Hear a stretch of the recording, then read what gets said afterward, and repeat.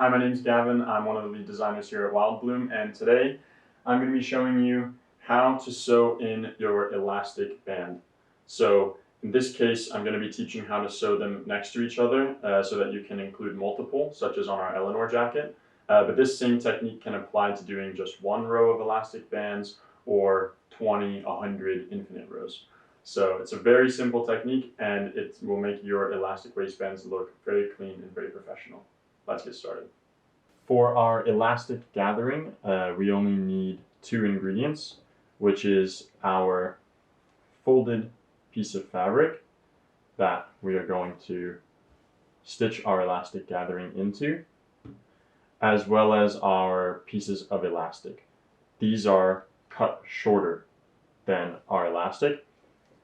The variation depends on your pattern. A lot of times it's 60 to 70% smaller than the width of your fabric piece. This gives a nice amount of gathering without being too dramatic that it's difficult to sew, and without being so subtle that it's practically useless. So as a standard rule, 60 to 70% of the length of your garment or your fabric piece, you'll cut your elastic.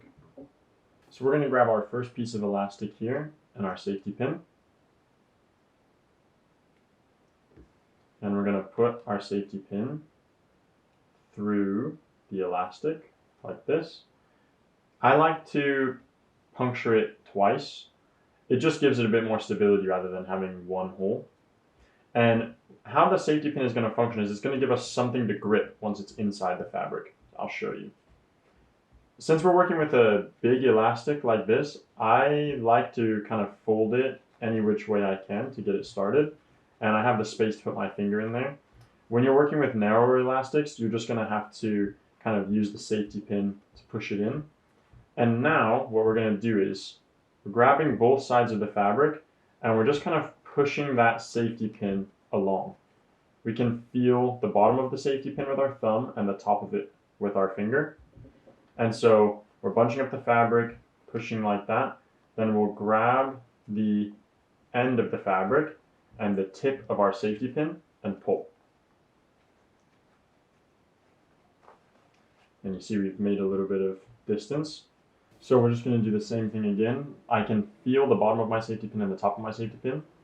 I'm going to push from the bottom as far as I can go. I'm going to grab the top of my safety pin on both sides, pinching it, and I'm going to pull the bottom of my fabric. And again, as far as I can go. Grab my safety pin, pull my elastic.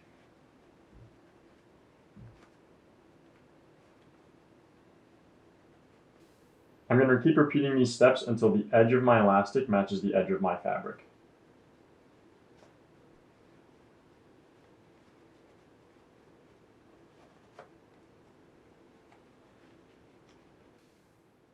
Okay, so like that, the edge of my elastic is matched up with this edge of my fabric, and the other edge of my elastic is buried in my fabric there.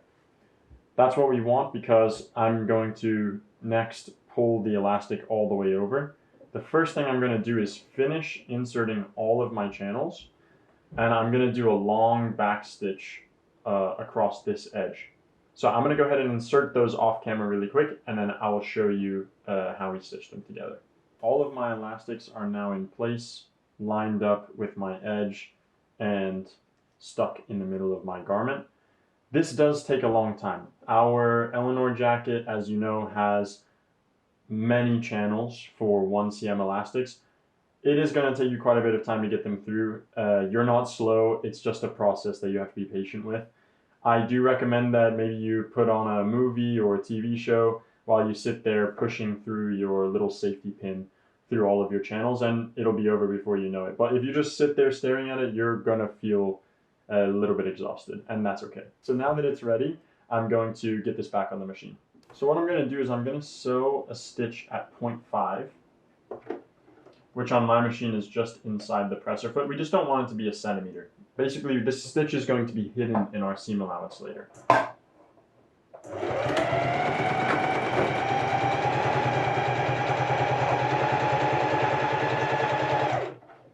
get to the end of my stitch, I'm actually going to flip it around, and I'm going to sew on the same line again to give it more strength.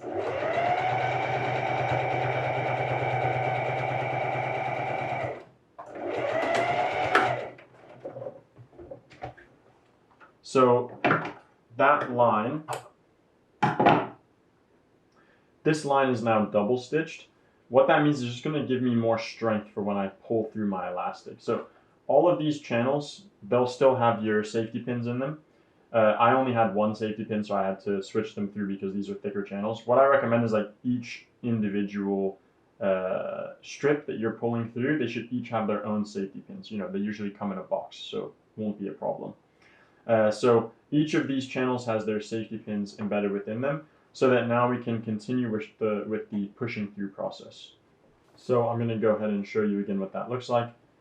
I've got my safety pin in there. I can feel the bottom here and the top here. So I'm going to push from the bottom as much as I can. And luckily I see my safety pin there at the end. I'm going to pull my safety pin. Now because it's secured on the other side, I don't have to worry about accidentally yanking my elastic all the way through. And then that's going to be a whole disaster to waste all of the time I spent. So that's why it's very important to secure this in a way that the thread is not going to snap. Really make sure it's very strong. And now we can pull all the way from the bottom, pull, pull, pull, pull, pull, until our elastic comes out past. Then what we can do is take off our safety pin, tug it back a little bit so that it lines up with the edge.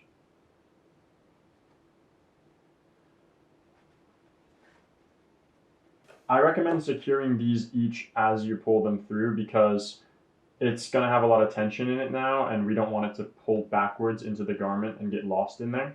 So with each elastic band that you pull through, you're going to want to secure it.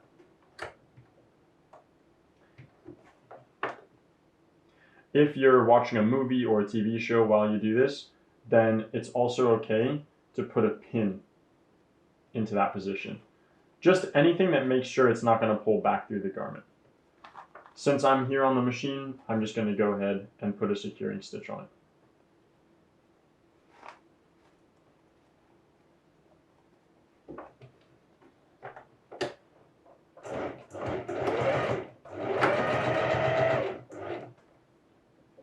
When I'm doing my securing stitch, it's really important I don't stitch past that line. It's going to make it impossible for the other elastic to come through. So I'm going to go right up to that line, but I'm not going to go past it.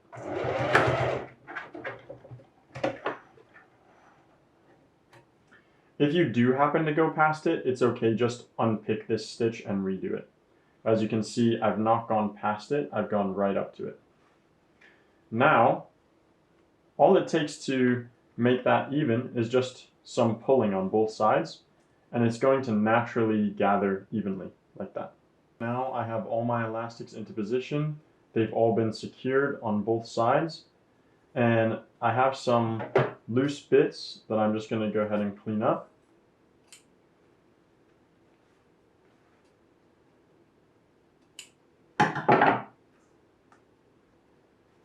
And now this is completely finished. We have our edges here, we have our nice clean folded edge, and we have our seam allowance, which it's going to be stitched into a garment like that. So there you have it. And on our jacket, for example, if you do a cuff, you fold it together and stitch it like this, overlock that edge. If you're doing the neckline, then you have one side of the zip here, one side of the zip here, and it gets folded back with an overlock. So you have multiple ways to finish this. This is how you're sewing your channels together. Again, I've done it with 4cm elastics, but you can do this with any width of elastic as long as you draw your lines the same width as your elastic. You're going to be fine.